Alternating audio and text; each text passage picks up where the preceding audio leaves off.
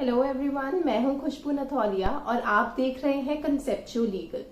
आज हम बात करेंगे प्रशांत भूषण के ऊपर चल रहे कंटेम्प्ट ऑफ कोर्ट केस के बारे में। शुरू यहां से हुआ कि प्रशांत भूषण ने 2 ट्वीट किए। पहले ट्वीट में उन्होंने कहा कि जब फ्यूचर में आप हिस्ट्री देखेंगे और देखेंगे कि कैसे डेमोक्रेसी को अफेक्ट किया गया है पिछले 6 सालों में, तो आपको उसमें सुप्रीम कोर्ट का रोल दिखेगा और उसके साथ ही लास्ट 4 CJIs के रोल पे भी नजर जाएगी। इसके बाद उन्होंने ट्वीट किया एक फोटो जो वायरल हुई थी जिसमें चीफ जस्टिस ऑफ इंडिया एक लग्जूरियस मोटर बाइक पे थे। उसके बाद उस फोटो के ऊपर उन्होंने ट्वीट किया कि जब लोग यहाँ सोशल डिस्टेंसिंग की बात कर रहे हैं तो हमारे इंडिया के CJI इस मोटर बाइक पर सवार हैं बिना हेलमेट और बिना मास्क के। चलिए एक नजर डालते हैं उस फोटो और उस ट्वीट पे। ये है हमारे chief justice of India Sharad A both की मोटर बाइक पर सवार वो फोटो जो काफी ज्यादा वायरल हुई थी और जिस पर प्रशांत भूषण ने ये ट्वीट किया था। Section 2 of contempt of court act 1971 define करता है कंटेम्प्ट को, जो बेसिकली 2 टाइप में डिवाइडेड है। एक है सिविल कंटेम्प्ट और दूसरा है क्रिमिनल कंटेम्प्ट। जब हम प्रशांत भूषण के केस की बात करते हैं तो हम बात करते हैं क्रिमिनल कंटेम्प्ट की। क्रिमिनल कंटेम्प्ट मतलब कोई भी ऐसा वर्ड, एक्शंस या पब्लिकेशन जिसकी जो या तो स्कैंडलस हो या फिर प्रेजुडाइज कॉज करता है जुडिशियल प्रोसीडिंग्स में, या फिर वो इंटरफेयर करता है एडमिनिस्ट्रेशन ऑफ जस्टिस में। अगर कोई भी इस 3 कैटेगरी में फॉल करता है तो उसको हम कहते हैं कंटेम्प्ट, क्रिमिनल कंटेम्प्ट। इसके अलावा अगर आप सेक्शन 3 और 4 देखते हैं तो उसमें हमें बताया गया है कि क्या क्या चीजें कंटेम्प्ट नहीं होंगी। जैसे सबसे पहले है, अगर कोई इनोसेंट पब्लिकेशन है तो उसको हम कंटेम्प्ट नहीं मानेंगे। सिमिलरली अगर आप कोई भी जुडिशियल प्रोसीडिंग्स की रिपोर्ट को एक्यूरेटली और फेयरली पब्लिश करते हैं तो उस केस में भी वो कंटेम्प्ट के दायरे में नहीं आएगा। सिमिलरली अगर फेयर क्रिटिसिज्म है किसी भी जुडिशियल एक्ट का तो उसको भी कंटेम्प्ट के दायरे से बाहर रखा गया है। तो सेक्शन 2, 3 एंड 4 इंपॉर्टेंट है कंटेम्प्ट को समझने के लिए। तो ये था contempt. Article 129 of the constitution of India supreme court को पावर देता है कि वो कंटेम्प्ट के लिए पनिश कर सकती है और साथ ही में वो एक कोर्ट ऑफ रिकॉर्ड है। उसी पावर को एक्सरसाइज करते हुए जब सिविल लॉयर प्रशांत भूषण ने वो ट्वीट डाला तो उनके ऊपर सुप्रीम कोर्ट ने सुओ मोटो कॉग्निजेंस लेते हुए कंटेम्प्ट का केस दर्ज किया।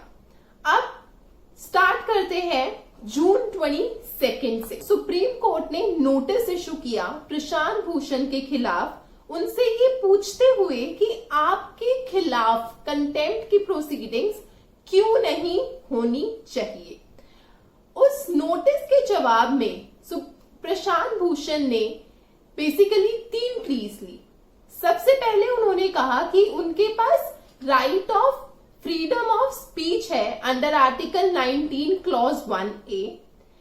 फर्दर ही सेड कि जो भी उन्होंने कहा वो बोनाफाइड क्रिटिसिज्म था कोर्ट का।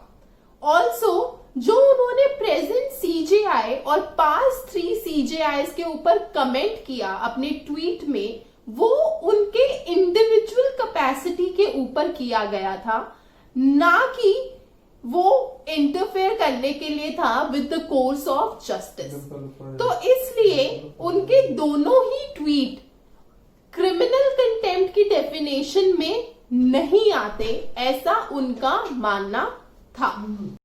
अगस्त 14 को सुप्रीम कोर्ट ने उनके सारे आर्ग्यूमेंट्स को रिजेक्ट करते हुए कहा कि उनकी जो ट्वीट थे वो डिस्टॉर्ट फैक्ट्स के ऊपर बेस्ड थे और इसलिए वो कंटेम्प्ट ऑफ कोर्ट के दायरे के अंदर आते हैं और उनको क्रिमिनल कंटेम्प्ट के लिए गिल्टी फाउंड किया गया और अगस्त 20 की डेट रखी गई क्वेंटम ऑफ पनिशमेंट को डिफाइन करने के लिए। क्वेंटम ऑफ पनिशमेंट मतलब आपको कितनी पनिशमेंट दी जाएगी।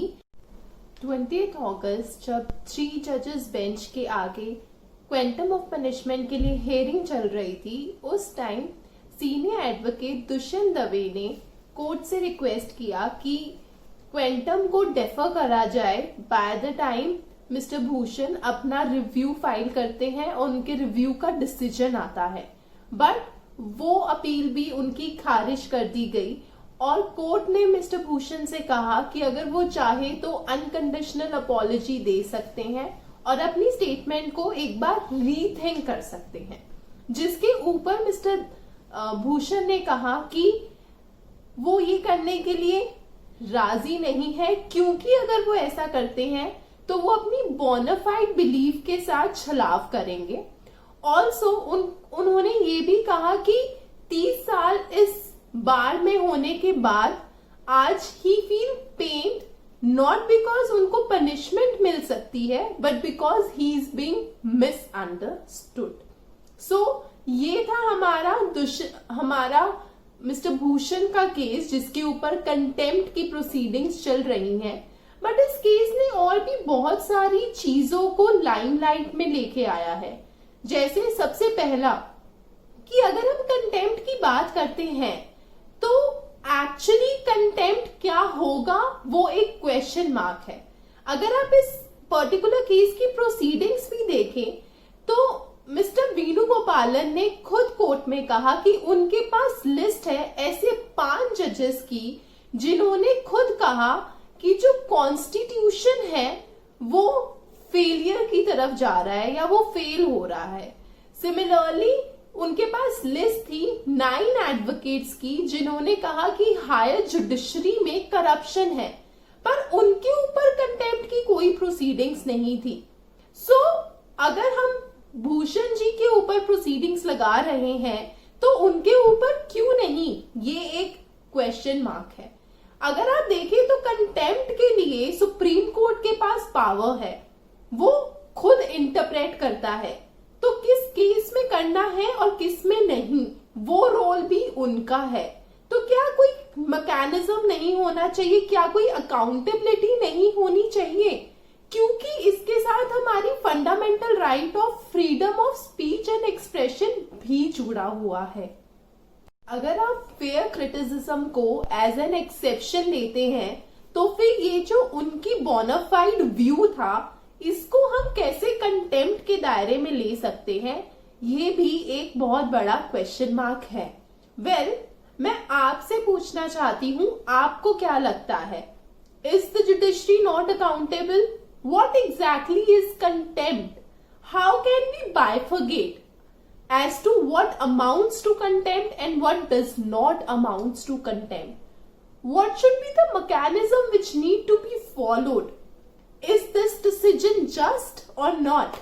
So, do tell me your views in the comment section below. And yes, I forgot one thing, that the punishment for contempt, criminal contempt, is maximum up to 6 months. Plus it may include fine or both. So that's all from my side. I hope you like the video and आपको थोड़ा सा picture clear हुआ होगा as to what is exactly going in the present case. So I'll see you in the next video and bye bye.